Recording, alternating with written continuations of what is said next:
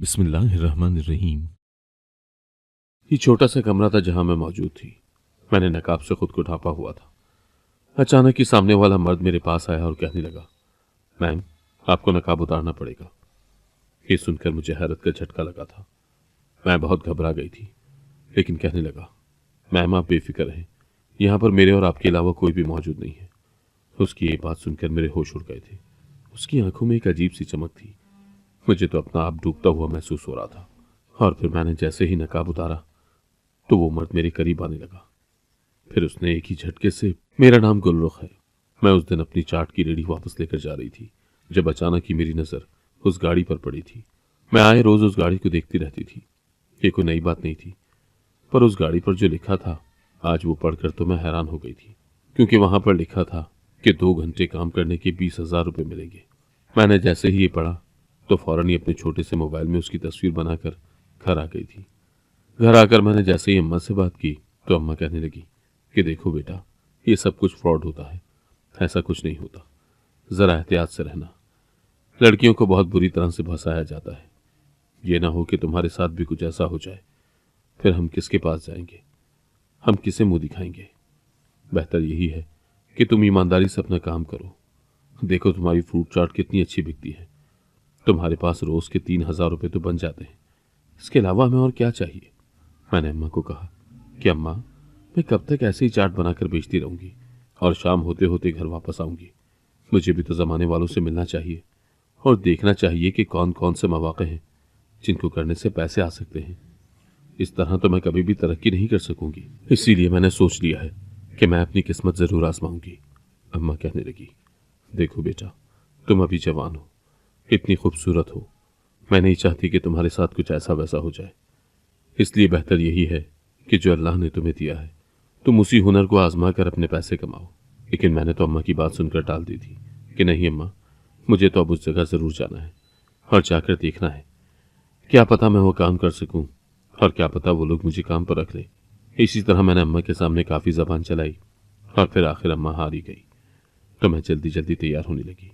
अगले रोज मैं उसी जगह जाकर जहां वो गाड़ी खड़ी थी, मैंने यहां वहां नजर दौड़ाई। मुझे एक मर्द नजर आया। जब मैंने उससे पूछा कि ये गाड़ी किसकी है और इसके पीछे जो इश्तिहार लगा है ये किसने लगाया है, वो मर्द मुझे सर से पांव तक देखने लगा और फिर कुछ देर बाद कहने लगा, ये गाड़ी मेरी है, मैंने ही इश्तिहार लगाया है। तुम क्यों पूछ रही हो, क्या तुम्हें काम चाहिए। उसकी बात सुनकर मैंने झट से कह दिया कि हाँ, मुझे काम चाहिए। वो मर्द पहले तो खामोश हो गया, फिर कहने लगा कि चलो मेरे साथ अंदर आ जाओ। मैं उसके पीछे पीछे जाती रही। मेरा दिल तेजी से धड़क रहा था कि न जाने मैं कहाँ जा रही हूँ। मैं जैसे ही अंदर गई तो वहां पर एक औरत की अजीब सी आवाज आ रही थी। मैं जान गई थी कि शायद ये औरत भी मेरी तरह काम तलाश करने की गर्ज से आई हो और अब वही काम कर रही हो। फिर कुछ देर बाद उस मर्द ने मुझे उस जगह बिठा दिया और कहने लगा कि 2 मिनट रुको, मैं अंदर से होकर आता हूँ, तुम कहीं मत जाना। मैं उसी जगह पर रुक गई थी। वो मर्द अंदर चला गया था। कुछ देर बाद वो वापस आया तो कहने लगा, देखो, तुम आज से काम पर नहीं आ सकती। अगर तुम्हें काम करना है तो तुम बुर्का पहन कर आओगी, क्योंकि ये काम बहुत ही खुफिया है और हम लोग औरत को नहीं देख सकते। आज तो तुम आ गई हो और मैंने तुम्हें देख लिया है, लेकिन कल तुम ऐसा करना कि तुम बुर्का पहन कर आना और अपनी शक्ल छुपा कर आना, ताकि कोई तुम्हें देख न ले। मैं हैरान हो गई थी कि न जाने ये कैसी शर्त है जिसके तहत मुझे काम मिलेगा, लेकिन दिल ही दिल में खुश भी हो गई थी, क्योंकि मैं बहुत खूबसूरत थी और 19 साल की लड़की थी। कोई भी मुझे देखता तो किसी की भी नीयत डगमगा सकती थी। इसीलिए मैं खुशी खुशी घर आ गई। अम्मा को जैसे ही मैंने ये बात बताई तो अम्मा परेशान हो गई थी। मुझे तो लगा कि अम्मा ये बात सुनकर पुरसुकून हो जाएंगी कि देखो, इतनी अच्छी जगह है, वो लोग तो तुम्हें बुरके की डिमांड कर रहे हैं। पर अम्मा कहने लगी, मुझे तो कुछ गड़बड़ लग रही है। मैंने अम्मा को कहा कि अम्मा आप ज्यादा मत सोचें, ये तो कल पता चलेगा कि कैसा काम है। इसी तरह अगले रोज मैं बहुत इंतजार करने लगी। जैसे ही सुबह के 10 बजे तो मैंने अम्मा को कह दिया कि अम्मा आप जाकर रेडी पर चाट लगाएं और लोगों को तकसीम करें, मैं ये काम करती हूँ। इस तरह अम्मा मेरा वो काम संभालने लगी और मैं बुर्का पहनकर उस जगह पर फिर से चली गई जहां वो मर्द शायद मेरा ही इंतजार कर रहा था। उसने जैसे ही मुझे देखा तो फौरन इशारा करके मुझे अपने पास बुलाने लगा। मैं उसके पास चली गई और वो मुझे उसी जगह पर ले गया। वो मुझे अब एक गली के अंदर से लेकर जा रहा था। न जाने वो कहाँ लेकर जा रहा था, लेकिन कुछ देर के बाद मैं एक अस्पताल के सामने आकर रुक गई थी। वो मर्द मुझे इशारे से कहने लगा, आ जाओ, अंदर आ जाओ। मैं उसके साथ अंदर चली गई। जब वो मुझे एक कमरे में बिठाकर खुद बाहर चला गया था, कुछ देर बाद एक डॉक्टर अंदर आया था, जिसने सफ़ेद कोट पहना हुआ था। मुझे देखकर उसकी आंखें चमकने लगी थी। वो मुझे ऊपर से नीचे तक देख रहा था, लेकिन इतने में वो मर्द भी अंदर आ गया। न जाने उस मर्द ने उस डॉक्टर से क्या बात की थी। जब वो डॉक्टर मुस्कुराने लगा था, फिर वो मर्द बाहर चला गया। मैं हैरान हो गई थी। वो डॉक्टर मेरे पास आया और आकर कहने लगा, देखो, अब तुम्हें यहीं पर काम करना होगा, इसीलिए बेहतर यही है कि तुम ये बुर्का उतार दिया करो और अपना नकाब भी उतार दिया करो। तुम अपनी शक्ल दिखाओगी तभी तो तुम सही से काम किया करोगी, इस तरह तो कुछ भी पता नहीं चलेगा। मैं उसकी बात सुनकर बहुत परेशान हो गई थी कि अब मैं क्या करूं। मैंने उससे कहा कि मैं तुम्हारी नहीं बल्कि उसी की बात मानूंगी, और उसने मुझसे कहा था कि बुर्का करके ही काम करना है। तब वो आगे से कहने लगा, देखो, उसका काम तो यही है, वो तुम्हें ऐसे ही कहेगा। हर मर्द अपनी औरत को यही कहता है। मैंने जैसे ही डॉक्टर की ये बात सुनी तो मेरे चेहरे पर हवाइयां उड़ गई थी, क्योंकि मैं तो उस मर्द की कुछ भी नहीं लगती थी। फिर उसने ये बात कैसे कही थी? मुझे शक पैदा होने लगा था, लेकिन ये काम मेरे लिए बहुत ज़रूरी था, इसीलिए मैं अपना मुंह बंद करके डॉक्टर की बात मानती गई। मैंने नकाब उतारकर साइड पर रख दिया था।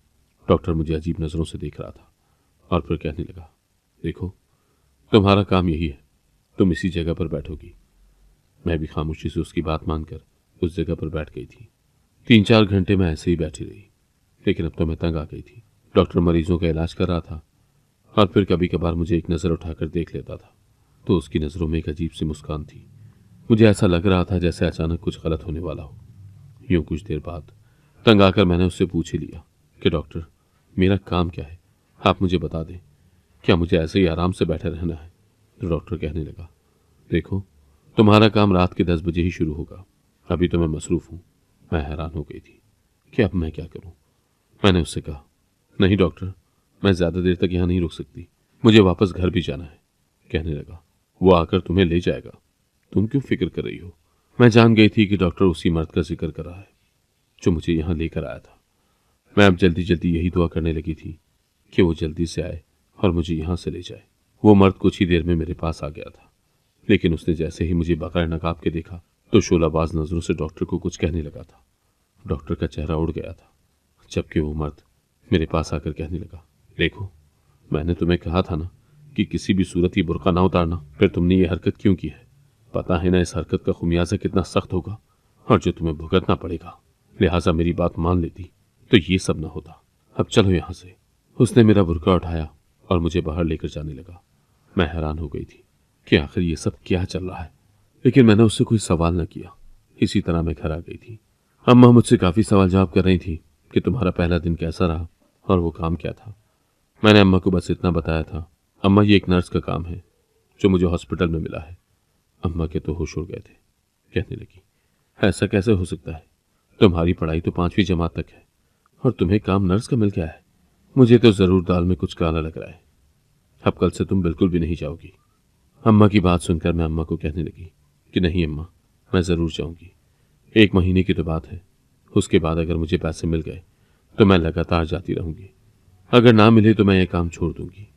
अम्मा मायूस होकर बैठ गई थी, क्योंकि मैं उनकी बात नहीं मान रही थी, लेकिन मैं और करती भी क्या। खैर, इसी तरह अगले दिन मैं फिर से बुर्का पहनकर चली गई थी। वो मर्द मुझसे कहने लगा कि खबरदार, जो आज तुमने बुर्का उतारा या फिर उस डॉक्टर से तुमने कोई फजूल बात की, बस तुम उसी जगह पर बैठ जाना और 5 घंटे बाद मैं तुम्हें आकर वापस ले जाऊंगा। मैंने उससे कह दिया कि ठीक है। इसी तरह मैं वहां दोबारा बैठ गई। डॉक्टर मुझे अजीब नज़रों से घूर रहा था, कभी मुझे मुस्कुराकर देखता तो कभी कोई ऐसी बात कह देता जिसे सुनकर मुझे हंसी आ जाती, लेकिन मैं खुद पर काबू पाती और बहुत सीरियस होकर बैठी थी। लेकिन इस बार फिर डॉक्टर ने मुझसे कहा कि देखो, उसने तुम्हें फिर से बुर्का पहनने का कहा होगा, आखिर वो तुम्हारा शौहर है, वो क्यों ना कहे। लेकिन तुम ऐसा करो कि तुम आराम से बुर्का उतार कर बैठ जाओ। ये सुनकर तो मेरे पांव तले से जमीन निकल गई थी कि वो डॉक्टर उस मर्द को मेरा शौहर कह रहा था, लेकिन मैंने उस डॉक्टर को कुछ भी ना कहा। मुझे ऐसा लगा कि शायद उस मर्द ने मेरी हिफाजत के लिए ये कहा होगा कि वो मेरा शौहर है, इसीलिए मैं चुप करके बुर्का पहने बैठी रही थी। अचानक ही सारे मरीज चले गए तो डॉक्टर फ्री हो गया था। अब वो मेरे पास आने लगा था। वो मेरी जानिब कदम बढ़ा रहा था, फिर कहने लगा, तुम बहुत ही मासूम हो। शायद तुम भूल गई हो कि तुम खुद ही तो मुझे अपने पास आने की दावत देती थी। क्या तुम वो पल भूल गई हो जो हम दोनों ने एक साथ बिताए थे? ये सुनते ही मेरा वजूद लरसने लगा था। मैं पीछे को होने लगी थी, लेकिन वो डॉक्टर मेरे करीब आ रहा था। वो इतना करीब आ रहा था कि मेरा सांस बुरी तरह से उखड़ने लगा था। मैं उसे दूर रहने को कह रही थी, लेकिन वो तो अजीब नजरों से मुझे घूर रहा था। फिर कह रहा था, देखो, मैंने तुमसे कितनी दफा कहा है कि मेरे सामने ये बुर्का ना पहना करो, क्योंकि मैं तुम्हारी खूबसूरती का दीवाना हूं। देखो तो सही, तुम्हारा शौहर कितना बदनसीब है जो तुम जैसी खूबसूरत बीवी को यहां काम करने भेज देता है। चलो, अब ये सब छोड़ो, आओ हम दोनों कुछ लम्हात अकेले में गुजारते हैं। उसकी ये बात सुनकर मेरे रोंगटे खड़े हो गए थे। मेरी जबान को जैसे ताला लग गया हो। मैं उससे दूर जाने लगी थी, लेकिन उसने एक झटके से मेरा हाथ पकड़ लिया था। वो मुझसे कहने लगा, देखो, मुझसे दूर मत भागो। तुम्हारा शौहर तुम्हें यहां छोड़कर जाता है। अगर उसे तुम्हारा इतना ही ख्याल होता तो वो जरूर तुम्हें अपने पास अपनी इज्जत बनाकर रखता। तुम ऐसे अस्पताल में मेरे पास ना छोड़ता। तुम्हारे शौहर को तो पैसे चाहिए, तो उसे पैसे मिल ही जाएंगे, लेकिन उसके बदले मुझे भी तो कुछ लेना ही होगा ना। और अब मैं वो वसूल करके रहूंगा। उसकी बातें मेरे दिमाग को चुभ रही थी। मैंने एकदम उससे कहा कि वो मेरा शौहर नहीं है। मुझे तो काम की तलाश थी, और मैंने किसी गाड़ी के इश्तहार में ये सब पढ़ा था, इसीलिए मैं यहां चली आई। मैं उसकी बीवी नहीं हूं, मैं उसकी कुछ भी नहीं लगती। तो डॉक्टर मेरी बात सुनकर जोरदार कहकहा लगाने लगा और कहने लगा, पागल किसी और को बनाना। मैं जानता हूं तुम मुझे पागल बना रही हो ताकि मैं तुम्हें छोड़ दूं, लेकिन तुमने जो मेरे साथ किया है उसकी वजह से मैं तुम्हें बिल्कुल भी नहीं छोड़ूंगा, और आज उस बात का बदला लेकर रहूंगा। तुमने मेरी बीवी को मार दिया, मेरे बच्चे को मार दिया, आज तो मैं उसका हिसाब लेकर रहूंगा। ये कहते साथ ही वो मेरे करीब आ गया था, लेकिन मैंने एकदम ही पूरी कुव्वत से उसे जोर का धक्का दिया और वहां से भागने में कामयाब हो गई थी। वो मेरे पीछे भाग रहा था। इससे पहले कि मैं बचकर बाहर निकल पाती, उसने मुझे पकड़ लिया था। मैंने ज़ारों कतार चीखना चिल्लाना शुरू कर दिया था, लेकिन वहां तो कोई भी नहीं था। जैसे ही मैंने टाइम देखा तो रात के 8 बज रहे थे। उस वक्त अस्पताल में कोई भी नहीं होता था। मेरी चीखें पूरे अस्पताल में गूंज रही थी। वो डॉक्टर मेरे करीब आ गया था, लेकिन इससे पहले कि वो मेरे साथ कुछ करता, पीछे से किसी ने उसके सर पर एक डंडा मारा था, जिससे वो फर्श पर गिर गया था। मैंने जैसे ही उस इंसान को देखा तो ये वही मर्द था। मुझे उस इंसान से बहुत घिन आ रही थी। उसने मुझे धोखा दिया था। मुझे तो उसके साथ भी अजीब महसूस हो रहा था। मैंने उससे कहा कि खबरदार, जब तुम मेरे करीब भी आए, मैं तुम दोनों की शिकायत पुलिस से कर दूंगी। तब वो शख्स मेरे सामने आके हाथ जोड़ने लगा और कहने लगा कि प्लीज मुझे माफ कर दो। मैं बिल्कुल नहीं चाहता था कि तुम्हारी इज्जत खराब हो, इसीलिए तो मैंने तुम्हें बुर्का पहनने को कहा था। प्लीज ऐसा मत करो, मैं तुम्हें अपनी सारी दास्तान सुना दूंगा। मैं बहुत मजबूर था, लेकिन प्लीज किसी को मत बताना, वरना मेरे साथ बहुत बुरा हो जाएगा। मेरे घर पर कोई भी नहीं है। मेरी बीवी हामला है, और मेरी बीवी एक नर्स है जिसके खातिर मैं ये सब कर रहा हूं। मैं ये सब सुनकर खामोश हो गई थी। मुझे समझ नहीं आ रही थी कि मेरे साथ चल क्या रहा है। बस मैं इतना जरूर जान गई थी कि उस मर्द ने मेरा फायदा उठाया है और अपनी बीवी की जगह नर्स बनाकर मुझे यहां लेकर आया है। वो अब मुझे अस्पताल से बाहर निकाल कर ले गया। उसने मुझे एक वीरान सी जगह पर बैठाया, लेकिन मैंने उससे कह दिया कि देखो, रात बहुत हो गई है, मैं तुम्हारे साथ यहां नहीं रह सकती। मुझे मेरे घर छोड़ाओ, वरना मैं खुद ही चली जाऊंगी। तब वो कहने लगा, अगर हो सके तो मुझे माफ कर देना। अगर तुम मुझे माफ नहीं कर सकती तो कम से कम मेरी हामला बीवी के खातिर मुझे माफ कर देना। 9 महीने की हामला है वो, मगर हमें पैसों की बहुत जरूरत थी। वो जॉब करती थी। वो एक नर्स है, लेकिन अब वो बहुत मुश्किल से जॉब करती थी। वो रोज ही मुझे आकर बताती थी कि डॉक्टर उसे गलत नजरों से देखता है और उसे तंग करने की कोशिश करता है। पर मैं मजबूर था। मैं क्या करता? मैं अपनी बीवी को जबरदस्ती जॉब करने पर भेजता था ताकि कुछ ना कुछ पैसे तो मिलते रहे। लेकिन मेरी बीवी रोज आकर यही कहती थी, जिस वजह से मैंने एक रोज अपनी बीवी को बुर्का पहना कर भेजा था ताकि शायद उस डॉक्टर को तरस आ जाए। लेकिन वो डॉक्टर हर बार मेरी बीवी को तंग करता था। वो हामला हो गई थी, मुझे पैसों की बहुत ज़रूरत थी। इसी वजह से मैंने वो इश्तिहार लगाया था ताकि मैं किसी लड़की को अपनी बीवी की जगह उस जगह पर भेज दूं। इस तरह मेरी बीवी की वो जॉब बरकरार रहेगी, वरना उसकी वो जॉब चली जाती। ये सुनकर मैं हैरान हो गई थी कि वो सामने वाला शख्स इतना खुदगर्ज था कि उसने मेरी कोई परवाह नहीं की, बल्कि पैसों के खातिर उसने मेरे साथ इतना घिनौना खेल खेला। मुझे अब अम्मा की बातें याद आ रही थी, जब वो मुझसे कहती थी कि बेटा, तुम ऐसी जॉब ना करो, तुम वही चाट बेचा करो जो कि इज्जत की कमाई तो है ना। लेकिन मैं इतनी जिद में आ गई थी कि मैंने अम्मा की कोई बात ना मानी और ये कर गुजरी थी, और अब मुझे ये सब भुगतना पड़ रहा था। अचानक ही मुझे उस डॉक्टर की बात याद आने लगी जो कह रहा था कि मैं अपनी बीवी के कत्ल का तुमसे बदला जरूर लूंगा।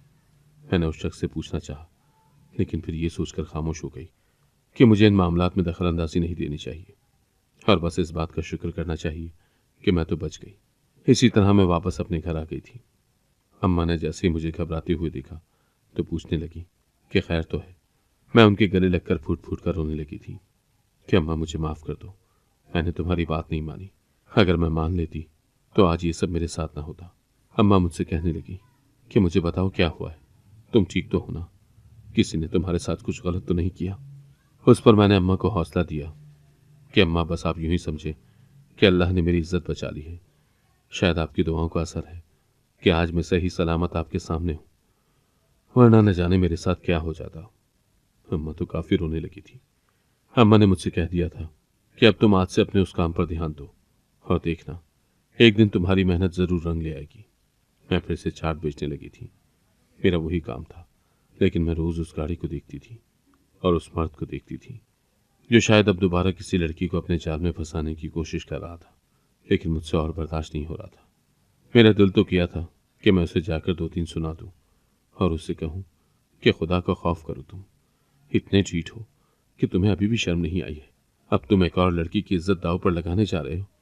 पर मैं जैसे ही उसके पास गई और ये सब कहने लगी तो वो आगे से बोलने लगा कि देखो, मुझे पैसों की बहुत ज़रूरत है।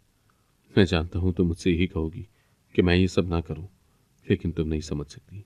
मेरी बीवी की हालत बहुत नाजुक है। शहर में एक वही डॉक्टर है जो मेरी बीवी की हालत को दुरुस्त कर सकता है, लेकिन अगर उसने मेरी बीवी को देख लिया तो वो उसे मार देगा। यह सुनकर मुझे उस डॉक्टर की बात याद आने लगी थी, जब वो यही कहता था कि मैं तुम्हें मार दूंगा, तुम्हारा शौहर मेरी बीवी का कातिल है। मैंने उससे कहा, ऐसा कौन सा राज है जो तुम छुपा रहे हो, और तुमने ऐसा क्या किया है जो वो डॉक्टर तुम्हारे पीछे पड़ा हुआ है। वो शख्स खामोश हो गया था, लेकिन फिर कहने लगा, मैं तुम्हें फुर्सत से बताऊंगा। अभी मेरी बीवी की हालत बहुत नाजुक है। अगर मैंने बर वक्त उसकी डिलीवरी ना की तो बच्चा भी इस दुनिया से चला जाएगा। मुझे पैसों की बहुत ज़रूरत है। यह सुनकर मुझे उस पर तरस आ गया था। मैंने अपनी रेहड़ी में पड़े उस डब्बे में देखा। जब मैंने उन पैसों को गिना तो वो 3,000 बने थे।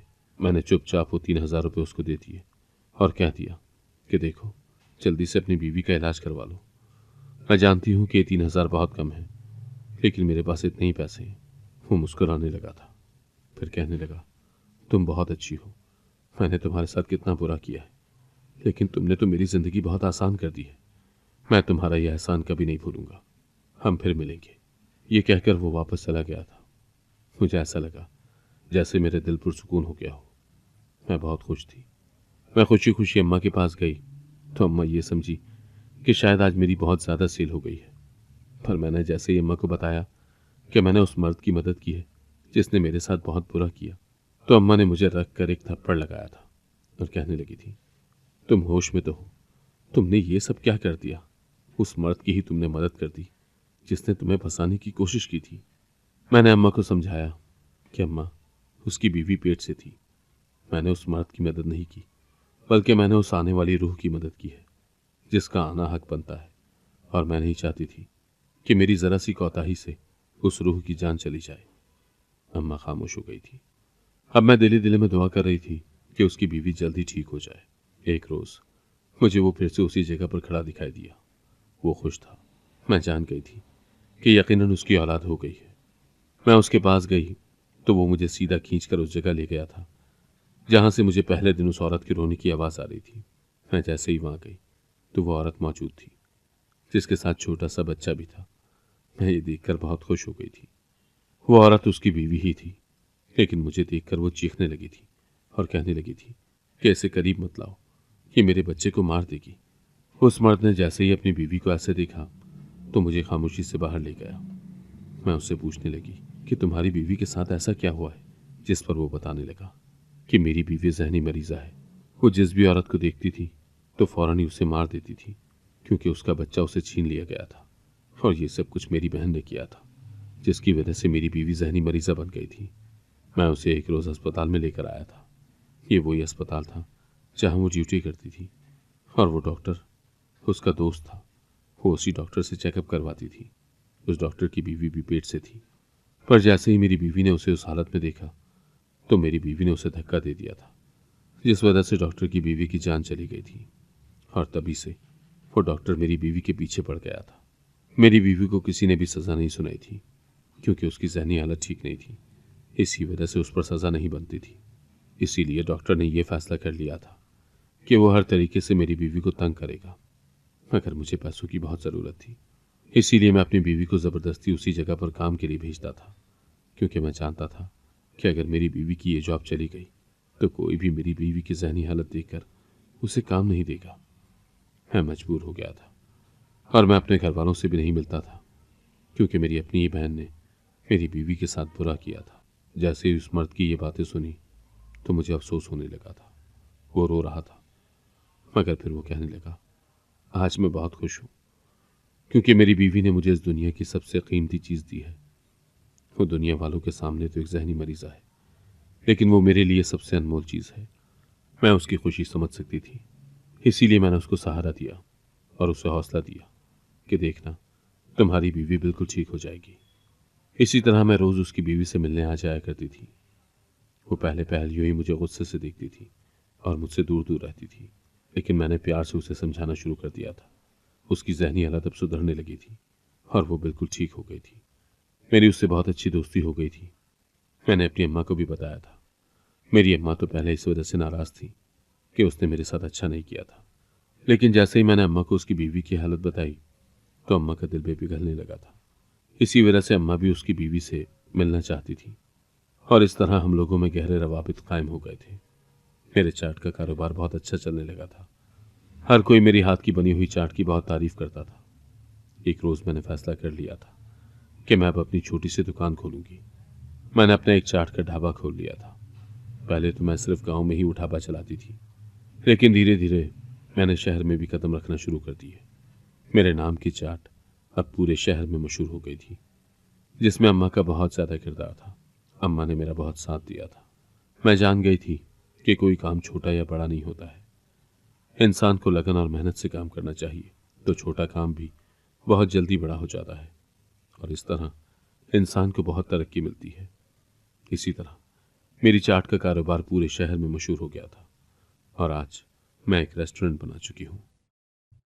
अगर आपको आज की कहानी पसंद आई है तो वीडियो को जरूर लाइक कीजिएगा और अपने दोस्तों के साथ भी शेयर कीजिएगा। और हाँ, अगर आपने अभी तक हमारा चैनल सब्सक्राइब नहीं किया तो जरूर सब्सक्राइब करें। मिलते हैं कल एक नई और दिलचस्प कहानी के साथ। अल्लाह हाफिज।